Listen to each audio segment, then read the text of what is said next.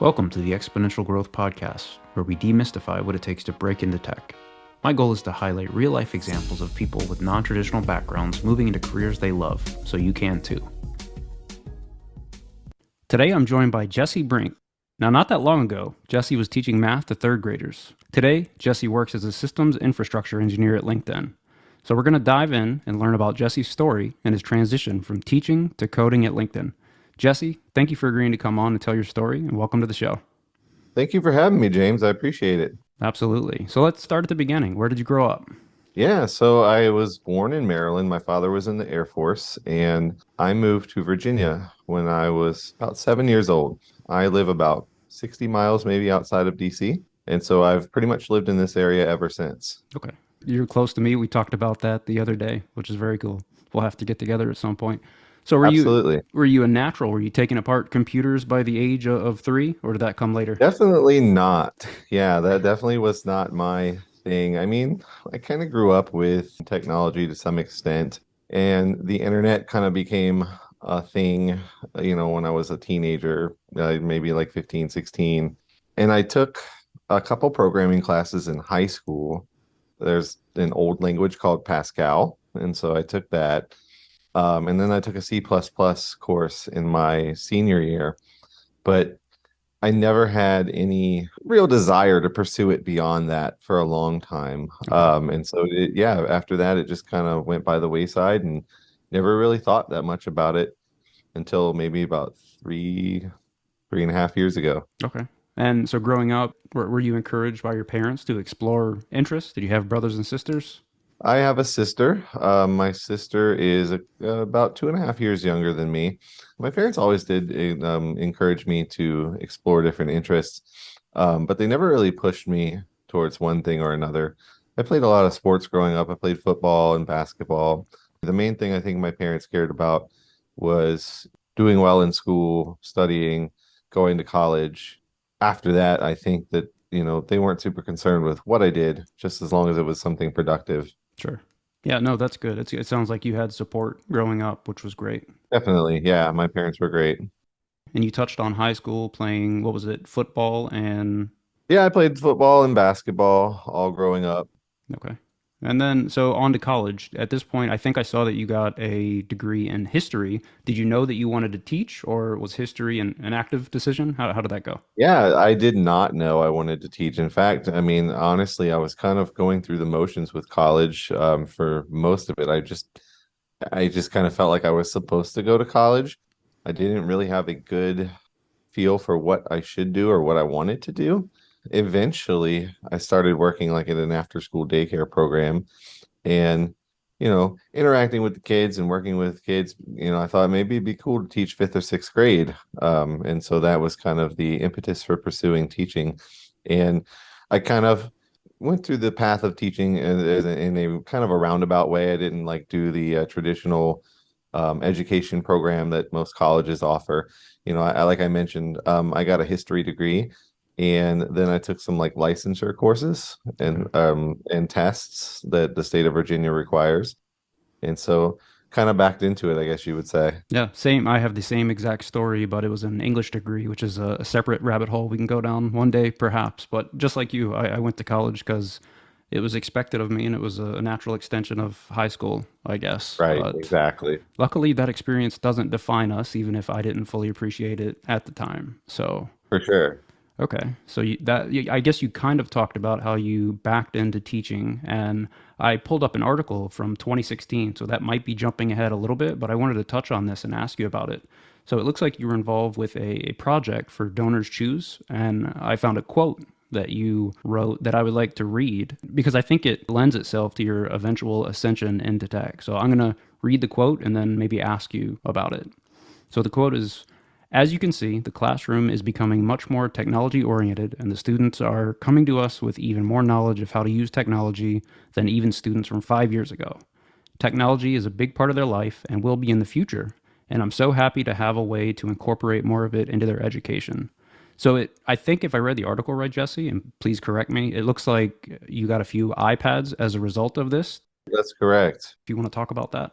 Sure, yeah. So, I taught for about 15 years, and kind of like you were just reading, as I mentioned in the article, students, when I started teaching versus when I ended teaching, the technological experiences they had had were vastly different. And at first, it was very difficult for most students to turn on a computer. They weren't, comfortable with typing or navigating, a web browser or anything like that. After some time, they, became much more comfortable. And so iPads and things like that just became a natural extension. And I think people in the education industry realized that those types of tools could be leveraged. You could make games that were engaging for children that helped them practice math, similar things for reading.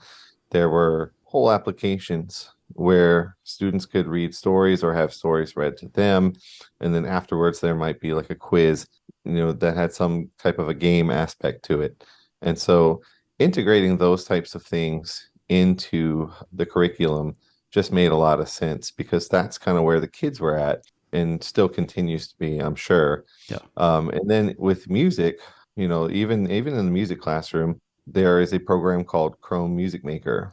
It's pretty simple, point and click, but you can kind of, teach kids to make their own rudimentary songs, and they really love it because it's tech, and they're using a computer, but you can also teach things like melody and rhythm and chord construction and things like that. So, yeah, there were a lot of natural extensions there. that was great that you were, I guess, in tune with the kids because a lot of the teachers that I had growing up, I don't want to say they did the bare minimum, but they were just going by the requirements, I guess. And it seems like you could definitely empathize with the kids and see what worked and what didn't work. So that's amazing that you had that foresight. So I see you were teacher of the year one year. Tell me about that. Yeah, yeah, that was an interesting year. Something I definitely never expected. I think it was 2013, 2014, that particular school year. So coming up on 10 years, which is kind of crazy to think about. Yeah, that was just a really good year for me. I had overall a really good class. I had a student who, had a little difficulty adjusting to the classroom, like in general, like not just like my classroom, but in previous years.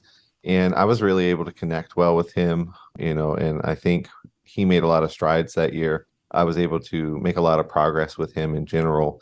And yeah, at the end of the year, I was voted teacher of the year. So that was something I really appreciated and will never forget.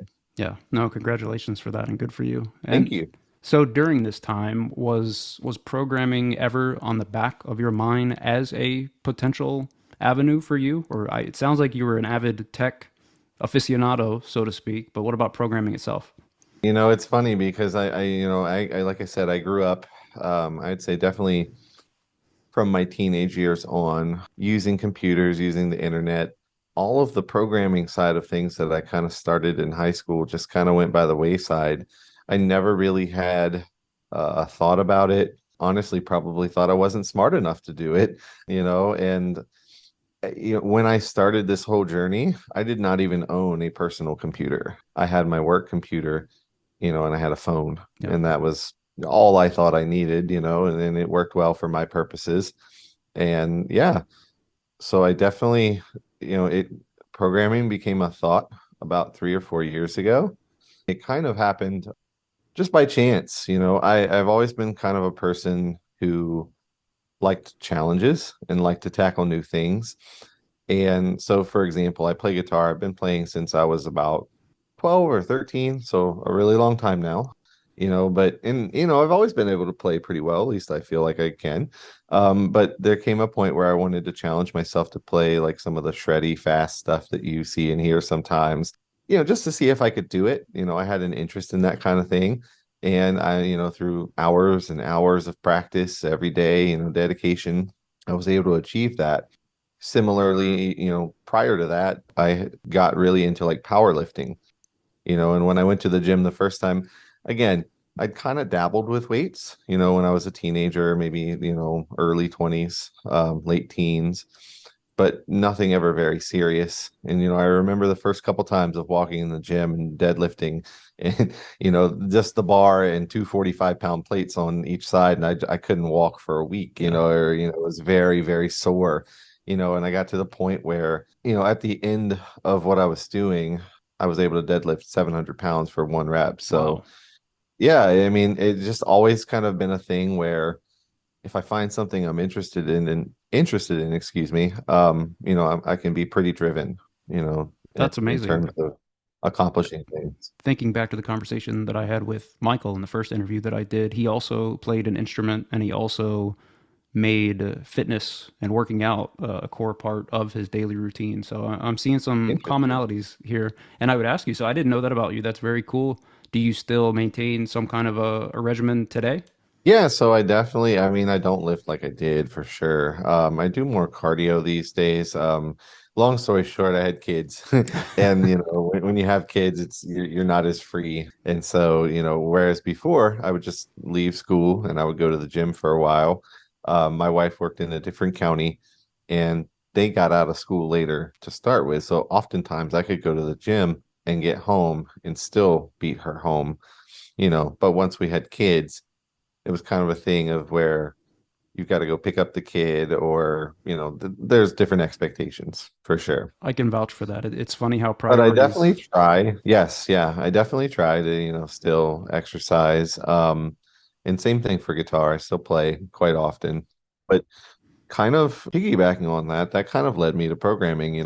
Sometime before the pandemic, I kind of got to a point where I was like, okay, well, I've tackled these challenges. I've really enjoyed them. It's not like I want to say goodbye to them forever or anything, but it's like, interested in learning something new, doing something a little different, challenging myself in some new way.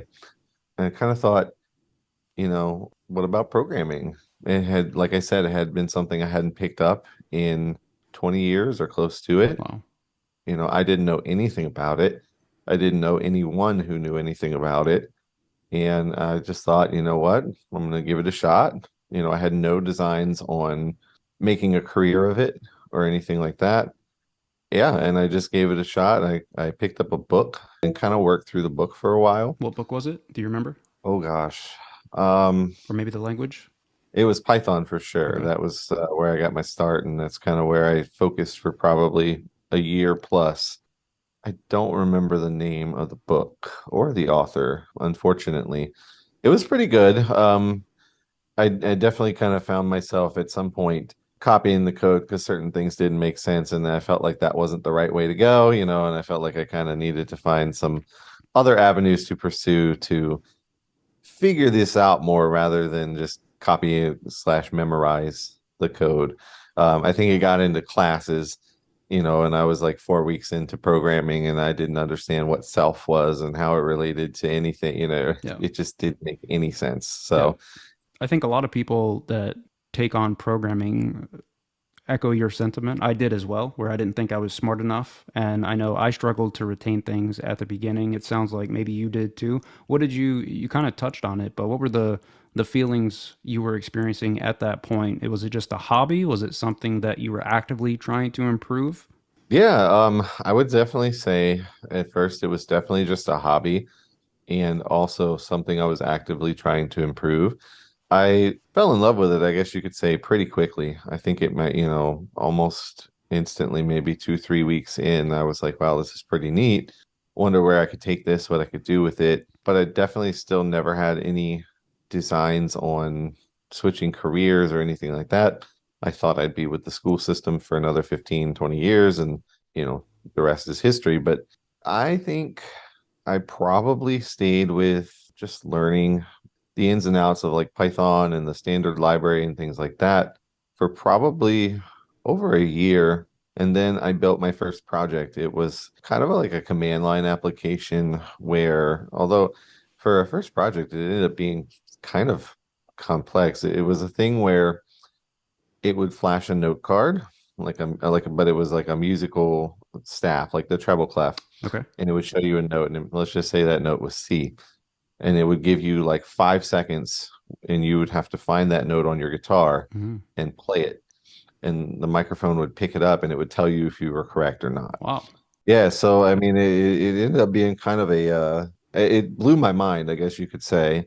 And I thought, wow, this is really cool. And then I showed my wife, who had known, of course, that I was, dabbling with programming and learning a lot, but I think she just kind of thought it was just playing around with computers. Yeah. I think she saw that like I built this thing and she saw how it worked and she said, so are you going to be one of those career switcher people, And I was like, I don't know. I guess I've never really thought about it. And that kind of like put the bug in my ear, I guess you could say. And, I gave it a lot more serious thought after that. And, the snowball kind of rolled downhill, as they Yeah. say. So that's an amazing first app, and I know I personally find the magic in code when we give it instructions and it does it. I still find Yeah, that magical. So it's definitely. Yeah. I should be clear. It was very crude. But it worked and it did what it was supposed to. yeah, But yeah, it blew my mind for like something, the first thing, because I think before that I had, primarily been focused on like doing like code challenges and things like that.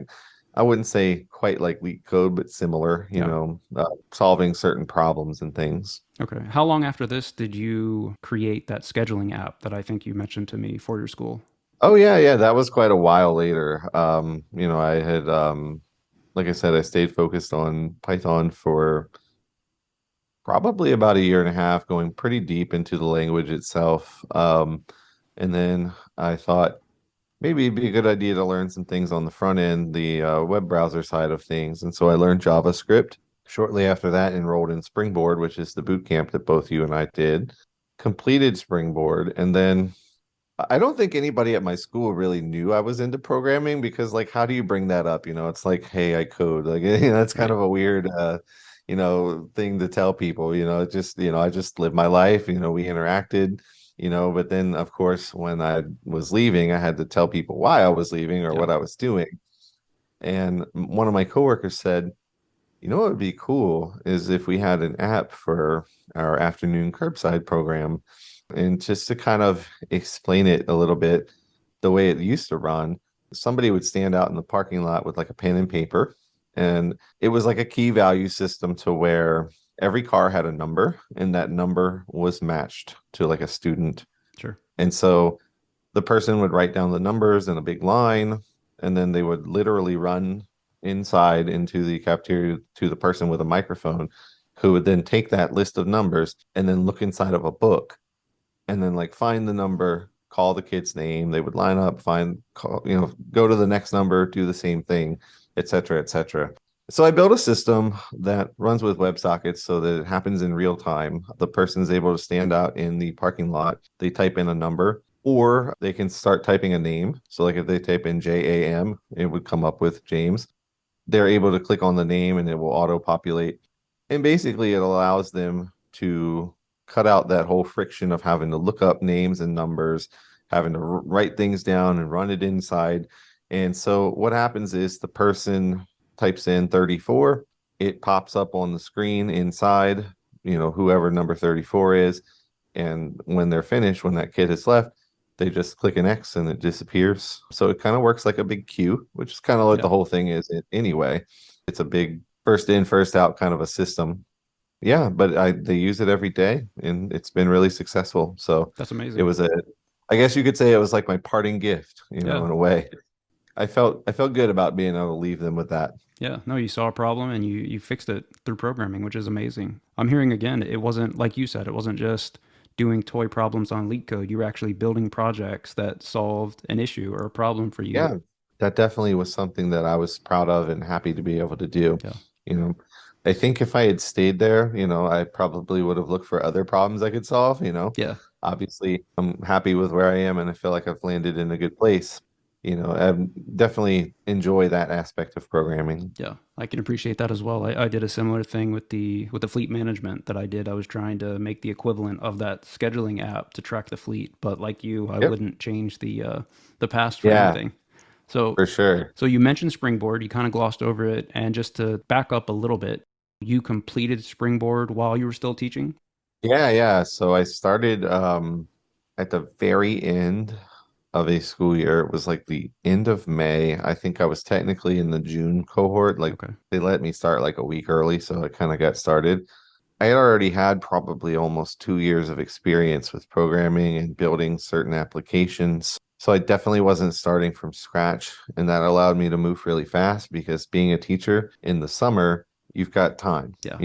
even though I had kids, I have two children, the older one is pretty self-sufficient. And then the younger one was napping. And they all go to bed fairly early at night. So I, had a lot of time, either at nap time or at night where I could work and get things done.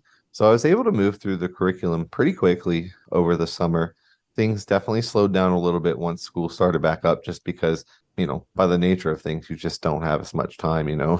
You get up, you rush off to work, you get the kids, you put the time basically got whittled down to a couple hours at night instead of, as many hours at night as I wanted to. Yeah. And then, so when did you officially decide to pursue programming as a profession? Ooh, I think it was right around the time, I guess in my mind, if we want to go back that far, Sure. like when it kind of got set in stone in my head, I think it was pretty soon after my wife had asked me, "Are you going to be one of these career switcher people?" I thought, yeah, maybe I can do this. Still felt like I had a lot to learn and always feel like I have a lot to learn. But Sure. I think at that time it kind of planted the seed in my head of, maybe I can do this. Again, not knowing people who do this stuff for a living, it's kind of hard to really figure out a path into it. I Yep. think a lot of times kids go to college, get a CS degree, and then they interview, and that it's more of a traditional path. Yep. These days, you and I and others, are finding other ways into it, which is awesome. Yeah. But getting there, was a little bit difficult because I didn't know anybody else who had charted that path and didn't really know how to approach it. So I kind of looked around online, non-traditional programming job, et cetera, et cetera. Didn't even really know what I was looking for and kind of stumbled upon different boot camps. I had heard some negative things about boot camps in the past, but I stumbled upon Springboard and already knew Colt, the person who does the instructional videos, had done a couple of his Udemy courses in the past, was really familiar with it, was really comfortable with it, and really enjoyed his teaching style. And so, I looked at it and I thought, what's the worst that can happen? It'd be out a little bit of money, but, Yeah. I give it a shot and see where it leads. Yeah. Did you do the pay by month option or did you do all up front? All up front. I was fortunate, teaching you don't it's not a lucrative career, shall we say. I think Sure. everybody knows that, at least monetarily. But, I was fortunate to have made some investments in years prior that had appreciated pretty nicely. And so I was able to pull a little bit of that and just pay it all up front. So that way I didn't have to worry about what came later, or making payments later. I think that definitely paid off for you, Jesse. I think you made a wise Yeah. choice Yeah. there. I feel pretty good about it now. Yeah. So you touched on interviewing. I would love to talk about that because that's something that a lot of people are scared of or would like to better understand. So was LinkedIn your first and only tech interview or did you have others? Yeah, I had a couple others. So, story time. Yes. Sometime before Christmas of last year, I had met somebody on LinkedIn. He had posted something, and I messaged him, and I just said, "Hey, I was reading some comments you made about this. I'm interested in learning more about it, but don't really know where to start. You seem to have a pretty decent handle on it. Would you have any advice, or would you be able to point me in the right direction, so to speak?" And he was extremely generous with his time and his advice. I thought maybe he'd, give me a 3 or 4 sentence reply, or maybe not respond at all, which would have been fine. It was a complete stranger. But no, he was really generous with his time. And that kind of, we just kept talking. And it turned out that he was a senior engineer at his company. It was a startup company. And, he said, "Hey, we're interviewing for, this position that we've got open. From what I can tell, you seem like you'd be a really great candidate. Would you be interested in interviewing. And I'm like, yeah, of course, you know. So I think he discussed it with like their CTO. They sent me a take-home project, and if I do say so myself, I feel like I did a really nice job with it. I mean, if you looked at it was basically taking one of their applications and recreating it. And I mean, if you look at the two of them, they're pretty. It's pretty spot on. Yeah. Like, and I wasn't even looking at like what their CSS values were or anything like that. I was just kind of obviously looking at Yeah. it, but then, trying to use my own code to essentially mimic their application. Yep. So I passed the take home interview, I guess if that's what you want to call it, passed. And then had oh gosh, I think it was like 3 hour interview with them. Was it technical exclusively or was it behavioral as well?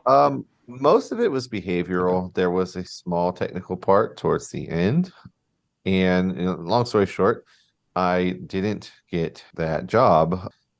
The gentleman and I are still friends to this day. We talk all the time on LinkedIn, and he's mentioned to me that, that he wishes he had the chance to hire me, back then, Yeah. because he's now the CTO Mm. of the company. I mean, that felt good, but he and I are still friends and we talk often. But I guess the funny part of that story was I remember I was just about to get in the car. I had taken a half day from work because I had this interview and I was trying to rush home so I'd be on time for the interview. And I remember as I was walking into the parking lot to my car, I opened my email and see this email from LinkedIn. You know, First round, phone call, phone screening, or whatever it was. And I'm just sitting there thinking, yeah, I'm not gonna need Mm. this. I felt like I had this job in the bag. Like I was like, I've got this. And I almost deleted it in the email. I was almost like, just all right, this is cool, but Now whatever. wait, I want to ask you about that. So the email that you got, was that the Reach program? That's what it was Yep. about. Yeah. So they reached out to you. How Yes. did that happen? Because that was not my experience. Yeah, right. So I had applied back in like August. This was December, and I just thought the application was like dust in the Got wind. it. You're never going to hear back about it, whatever. Just like you apply to a lot of Yeah. places. I knew that they had, I could see on the website that they had over 1,000 applicants or however many it was. And I just thought, whatever. But as I was getting ready to drive home for this other interview, I just thought, I'm not going to need this. This is nice, but whatever.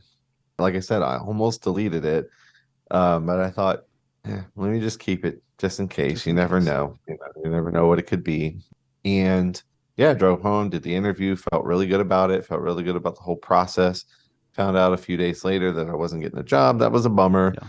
Look back at that LinkedIn interview and phone screening type of it was getting to know you. Yeah. I think it was kind of would you be a fit here kind of a thing with a recruiter. And I thought, all right, I'm bummed, I'm like, let me just look at this. And they were like, make sure you sign up for a time, between now and this many days from now. And I had almost missed the cutoff. So I was like, all right, I'm just gonna go ahead and do this 45-minute call or something like that. And and again, just listening to them, everything sounded really nice. The recruiter was awesome. But in my head, I'm sitting there thinking, there's just no way I'm going to get picked for something like this. Yeah. Like, it's just impossible. Yeah. Like, there's thousands of people applying for this, and they're accepting less than 30. But I went ahead with it. She sent me, it was again another take home kind of a project. And I built the project in like, I think it was like 3 hours. And I just remember thinking, okay, this is like a cool challenge. I can, it's good practice, but I didn't really put a lot of like effort or thought into it. I was just kind of like, let me just do this Hmm. just to see if I can, see what's happening. And, looked at it as like a code challenge. And then over the course of about a week, I just kept working on it to refine it, and make it more beatable, write tests, et cetera, Yeah. et cetera. And I remember it was late at night one night, and I'm just sitting there thinking, why am I doing this? Like, there's just no way I'm going to get picked for something like this. There's no chance. But I kept on and tinker with this, tinker with that. change this variable name, et cetera, et cetera. Yeah, I think I had the interview 2 weeks later, maybe 3 weeks later. And again, I felt really strong during the interview process. The behavioral interview, as I'm sure you know, was about an hour, and then the technical part was about 2 hours. And again, I felt like everything went really well. I felt like it went even better than the other interview I had Yeah. done, and still just felt like no way. There's just no chance. And then I think I got a call probably a couple weeks after that, informing me that they were interested and wanted to offer me the position. And I was just like, are you kidding me? Like, I just couldn't believe it. It just blew my Yeah. mind. So That's amazing. yeah.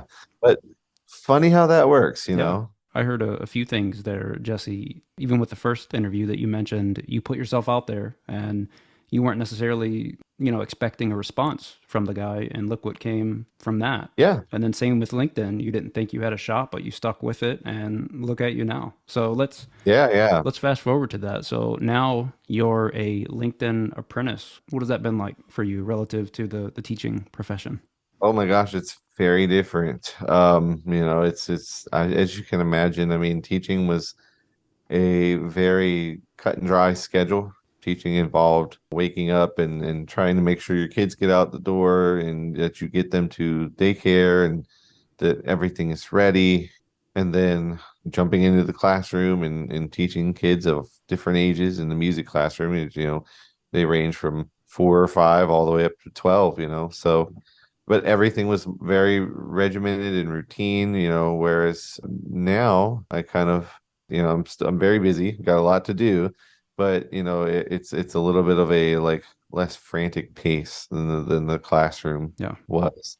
In terms of, the switch, it's been, a really nice switch in terms of work-life balance.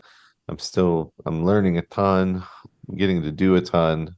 It's all been a really good experience. For any other teachers that might be listening to this, is there any one or two pieces of advice you might give them if you look back at your own transition? I would probably say if you feel led to pursue something, I think I've heard from other teachers. I guess maybe I should preface my point with this. I've heard from other teachers, especially teachers with several years under their belt. We're teachers. What else are we going to do? And you kind of get stuck in that mindset of this is what I've done, this is what I've been doing. What else can I do? My degree is in education, et cetera, et cetera. And I want to make sure that I like am clear that like I'm not disparaging the, teaching or the education system. Teaching was excellent for me and my family for many, many years, it provided a lot of good things. I met many wonderful people through teaching. So it was definitely a big blessing to me over the course of time. But, I've obviously kind of grew to want to do something different. I think I would say to other teachers, don't sell yourself short. It took a lot of work to get here, but I think if you are willing to put in that time to pursue something different, be it tech or anything else, it's definitely achievable. And I think more and more these days, it's not always about the degree you have. It ends up being a little bit more about the skills you have. For sure. Does that hold true in every situation? No, there's definitely some gatekeeping, I guess you could say, you must have this kind of degree or For now. this qualification for now, yeah. But there's a lot more doors opening to people that don't necessarily have that formal background or didn't go to a particular school right away or have some other type of training that might differ from the quote unquote traditional path. Yeah. You're really pointing out, I think you're encouraging people to have that growth mindset instead of the fixed mindset. Definitely. Yeah. I think the important thing there is a journey of 1,000 miles starts with a single step or Right whatever it on. is. It's that. And it's very easy to get overwhelmed and think, how am I going to learn all this stuff that I need to do for this job, be it tech or otherwise? But if you look at it as, one day at a time, what new thing did you learn or what did you get better at? All of those things tend to add up over time. And I think some of my prior experiences with lifting and with playing guitar, they obviously were not career changing decisions, but they help shape your mindset. because you get stuck in those situations too. You might go through a lull of 6 weeks where you can't lift any more weight, which for me was the goal.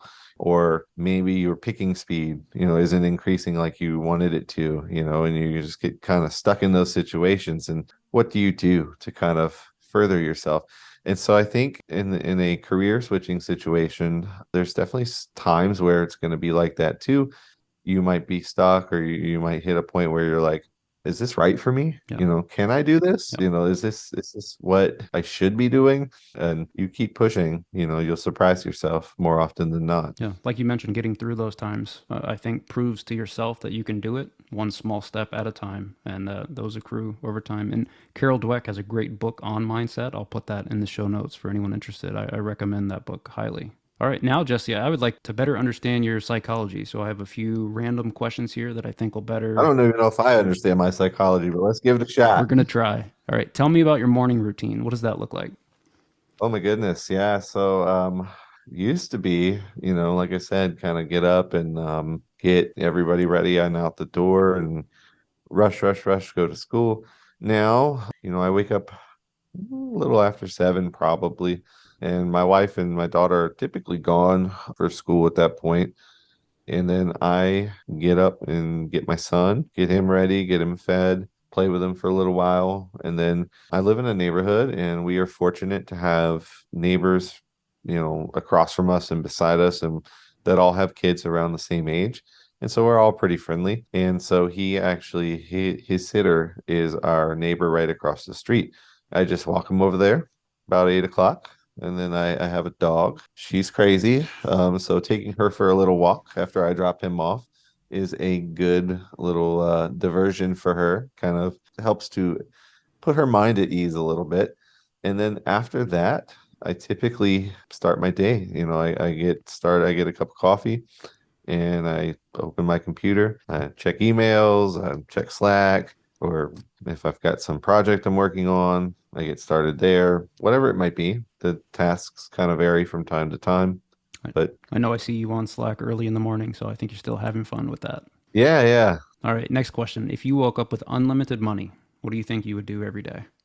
Honestly, I don't think it would be much different. Like, I don't think I would be the one to go and buy the crazy house in the Bahamas, and I don't think that's me. I'm pretty comfortable and happy with where I am and who I'm with. I'd probably pay off any outstanding debts first. I mostly leave those kinds of decisions to my wife. I think I'd probably still want to pursue programming and becoming a better developer and learning and growing Yeah, and all of that sort of thing, because this is not just a job to me. It's something that I'm truly passionate about, and I think that that really helps. I don't think there's been one day where I felt like, ugh, I gotta do my job today. I gotta wake up and go to my job, like, or, yep, I gotta hop online and work on this program. Like, I don't think that there's been one day where I felt like that. That doesn't mean things are perfect, of course. But yeah, I mean, if I had like unlimited money, I mean, maybe some traveling. But generally speaking, I'm pretty happy and yep, comfortable with where I am, and I'd still want to pursue yeah, this and pursue other things because this is what I'm passionate yeah. about. I agree. Same answer here. When my wife and I talk about that a lot, I would be programming for sure. So it Yeah, sounds like you're in the right spot, Jesse. All right, for sure. what books or podcasts have had the biggest impact on you? Hmm. Let's see. That's a good question. I've been reading a lot of tech books for the last probably couple years. Prior to that, I don't think I read like a ton of books. I would say one book that has really taught me a lot and kind of opened my eyes is, in terms of tech, is Designing Data Intensive Applications. That's been a really good book. I've got that behind me, but I Um, still need to read it. yeah, yeah, it's good. It's pretty dense, but it's good stuff, and kind of gives you a lot of good insight into some of the things that happen on the systems we work on.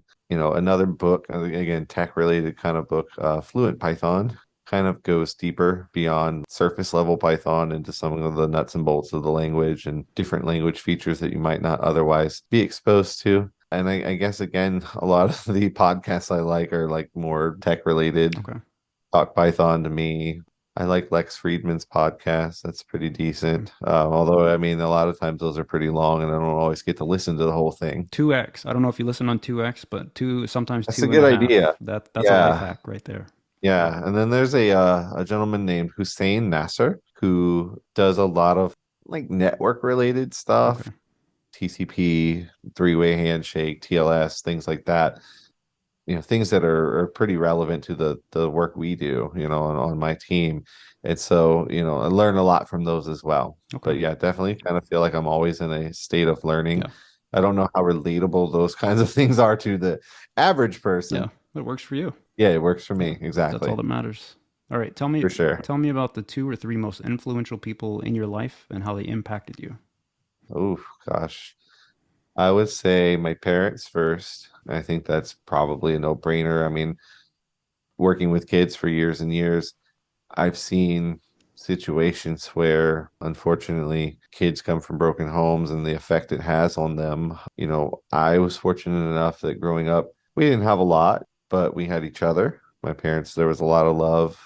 That was a big influence, and it's kind of shaped me and guided me in terms of my own family and how to act as a father, as a husband, those sorts of things. I think that that's had a tremendous influence.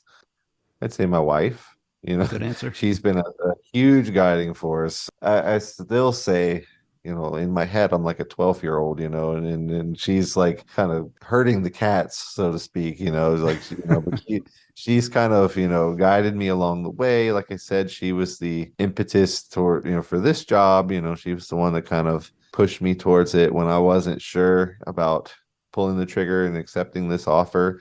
Yeah. She was like, no, you do it. This is what you want to do. This is what you should do. When I started teaching, she had been teaching for a few years already. And, she had helped me get started and get some things set up, make sure I was on the right path. And she's just a great wife and mother. And I love her. And yeah, she's had a Yeah. big influence on me as well. Yeah. Beyond that, my grandparents were definitely very influential. I mentioned a little bit that when I was younger, we didn't have a lot as a family. My grandparents, kind of provided for us a bit, and they were good role models and good influences and kind of helped us to have some things that we wouldn't have been able to have otherwise, but also kind of instill some morals and some beliefs and thought processes that I have found pretty helpful as time has gone on. Yeah. And then in terms of programming, I met a person early in my programming journey. He was in a Slack channel actually, and he was always around kind of offering to help people. And, I reached out to him. It's like, hey, I've been working on this problem, but I don't understand it. Not sure what I'm doing wrong. Would you be able to help me? And he was very gracious with his time. I think he could see that I was pretty serious about like pursuing the stuff. Yeah. I guess where I'm going with it is I don't know if it wasn't for him, would I be here? Because he kind of Hmm. opened my eyes to some things along the way and kind of showed me some doors that I didn't even know were there. Wow. So I am incredibly grateful to him and always will be. And now, I try to be that person for other people when I can. Yeah. And that comes through because I see you in the Springboard Slack channel helping out people. I saw you were nominated as Employee of the Year or whatnot would be in Yeah, yeah, Springboard yeah. terms. The So yeah, I think it was community member of the month or something along yeah. those lines. Yes, yeah. I try to give as much of my time, as I can because again, I know a lot of times like I mentioned, when I started Springboard, I don't think I was the typical case. I had already had a couple years of programming experience, but I don't think that that's necessarily true for most of the people Yeah. who come through the program, and so they're just kind of getting started. So. I definitely like to help out how I can and be that person for other people. You're definitely paying it forward. Yeah, yeah, that's my goal. I try my Yep. best. All right. If you could send one single message to your former self to help you during your transition, what would that be? I would say probably just trust yourself. And I think at the time I had a lot of doubt. And I had done all of this work to get to where I am, and I still didn't know if it was right. I kind of felt like I'd climbed this big mountain. The last step was going to the top to get over to the other Yeah. side, and I was like, is this a good idea? Am I am Yeah. I doing the right thing? I'll never forget. I started with LinkedIn in February, and I remember accepting the position and calling our school system central office to resign. And just that's an unheard of thing, at least Yeah. around here in school systems. First of all, people don't leave their jobs for tech jobs. I mean, especially teachers that Yeah. have been teaching for more than a few years, but people definitely don't leave their jobs in the middle of a school year. If you're going to Right. do it, you finish the year and then a lot of times, if that happens, people would get a job in another school system or Yeah. at a different school in the county or whatever. It was pretty unheard of for someone to leave in the middle of the school year. And so I remember calling them to resign, and I'm just sitting there, just like, is this smart? Is this the best idea?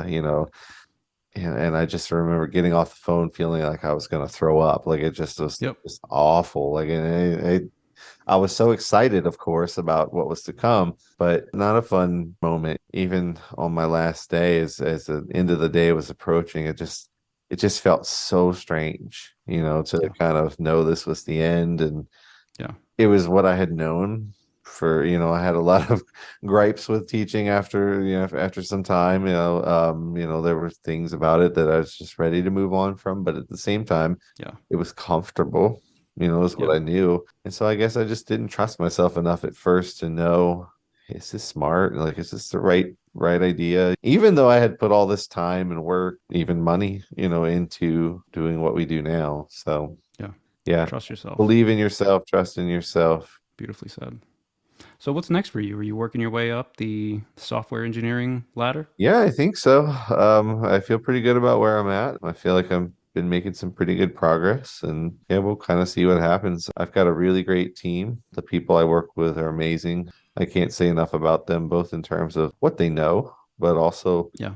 what they're able to share and the time and help that they're able to give to me or anyone really. They've been extremely gracious with their time and their knowledge, and yeah, it's been a really good experience. So Yeah. yeah, definitely feel like I'm growing all the time and hoping to work my way up the ladder, so to speak. I'm sure you will, Jesse. Just keep at it. And Is there anything else that you want to talk about or anything else that you think people thinking about making this career change might find useful? I think mostly, like I said, if you find something you're passionate about and you think that there is an avenue for you to pursue it as a career, I think the natural inclination is to kind of push it off at first, but don't be so quick to do that. Look into it and kind of like I said before, trust yourself. If it's Yeah. something you're truly passionate about and you think it'll make you happy, give it a shot. There's been so many times throughout this where I doubted myself or I didn't know if I was right for it or one thing or another. I guess, I could say, look where I am now. Yeah. If you pursue it hard enough and you dedicate yourself enough to it, good things can happen. So Yeah. You can do anything.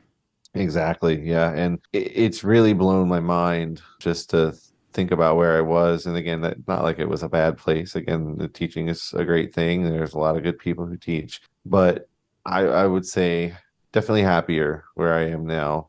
Yeah. It's totally blown my mind in terms of just the transformation and the difference it's made for me, for my family, all those good Yeah. things. So don't sell yourself short, pursue your passions and explore different avenues. If you're serious about making a career out of it, it might take some work. I feel very fortunate in terms of, kind of where I ended up. Yeah. Yeah, I think give it your all and kind of, pursue those other avenues and see where it takes you. I wish I had had a story like this, a story like yours when I was thinking about making the change because it took me way too long to do it. So thank Yeah, you. I'm glad you invited me to come on. I really appreciate it because I definitely think there are people who think, oh, I'm tired of teaching or I wish I was doing something different, but what else am I going to do?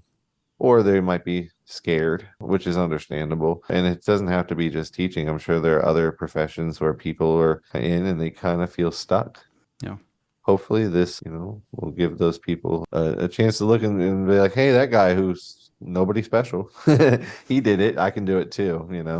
You are very special, Jesse. You're also humble. Where can people like that go to find more out about you? Yeah, so I have a LinkedIn profile. Just search for my name. I am happy to answer any questions. Just send me a message. I think that's probably the easiest way to get a hold of me. And I'll put that link in the show notes as well. Jesse, thank you so much for taking the time to tell your story. Absolutely. To all the teachers out there that might be on the fence about moving into tech, go back and listen to Jesse's start, the steps he took, and how his confidence and skills grew as he put in the work. Thank you for listening to this episode of the Exponential Growth Podcast. If you enjoy this conversation, be sure to follow the show on whatever podcast application you use. Just search for Exponential Growth, How to Break into Tech. If you got value from today's show, consider leaving a 5-star review. And most importantly, if you know someone that might be interested in breaking into tech, tell them about the show.